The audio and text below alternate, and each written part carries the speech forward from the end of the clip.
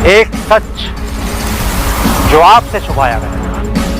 सवाल तो होगा सरकार से, सवाल हो ऐसा जो आज तक किसी ने ना पूछा। मजलूमों की आवाज आपका अपना रियल। मैं हूं अजीम खान और आप देख रहे हैं रियल न्यूज AK। दोस्तों, मोदी जी है तो सब मुमकिन है। ये राग अलापने वाले बीजेपी के नेता मोदी जी की तारीफ करते नहीं थकते हैं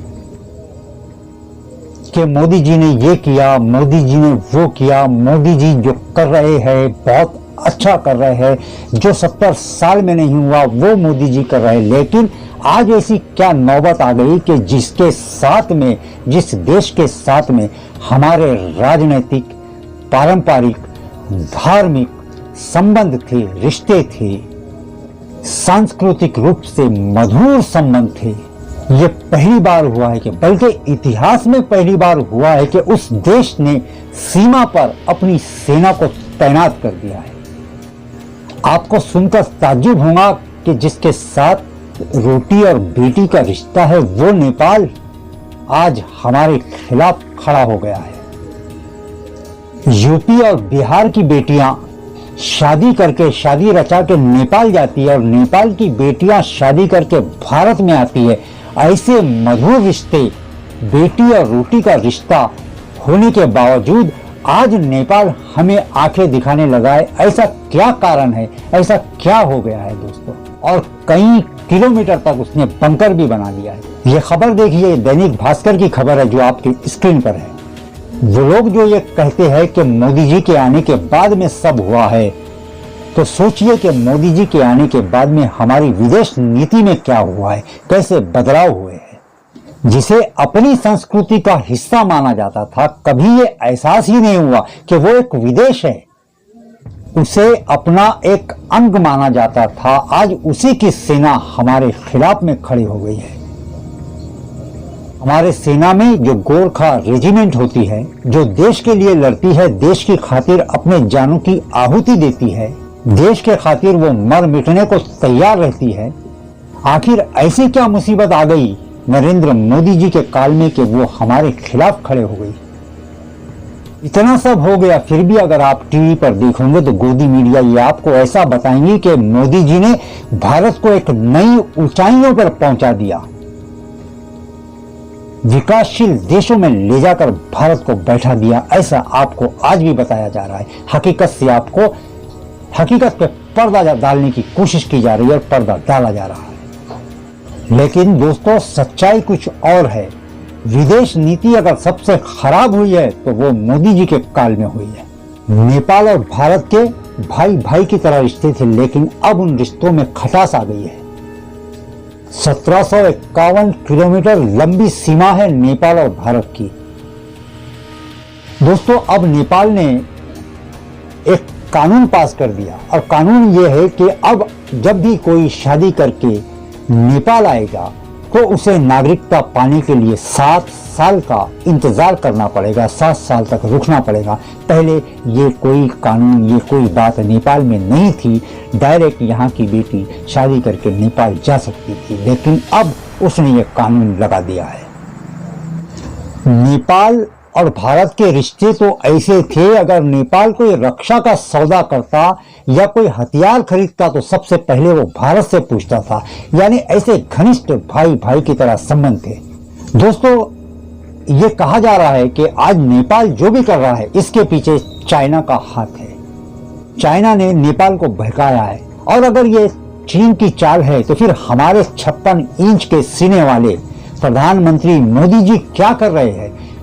क्यों उन्होंने नेपाल का विश्वास टूटने दिया? नेपाल को क्यों अपने विश्वास में नहीं लिया? जो बरसों से हमारे साथ जुड़ा हुआ था, हमारे पारंपरिक संबंध थे, रोटी बेटी का संबंध था, भाई भाई की तरह हमारे संबंध थे, एक ही संस्कृति दोनों देशों में थी, एक हिंदू वो राष्ट्र था। फिर क्यों उसने हमारे ऊपर विश्वास नहीं किया और चीन के गोद में जाकर के वो बैठ गया? आखिर नेपाल क्यों अविश्वासी हो गया? दोस्तों, इस बात को मानना पड़ेगा कि यह हमारी फॉरेन पॉलिसी, विदेश नीति की नाकामी है। तो आइए दोस्तों, ये भी जान लेते हैं कि नेपाल से हमारे रिश्ते कैसे खराब हुए, क्या कारण है हमारे और नेपाल के रिश्तों के खराब होने का। नेपाल ने अपना नया कानून बनाया। दरअसल नेपाल एक हिंदू राष्ट्र था, ये सभी बखूबी जानते हैं, लेकिन उसने लोकतांत्रिक प्रक्रिया अपनाई, हिंदू राष्ट्र की प्रक्रिया को उसने खत्म कर दिया और वो लोकतांत्रिक देश बन गया।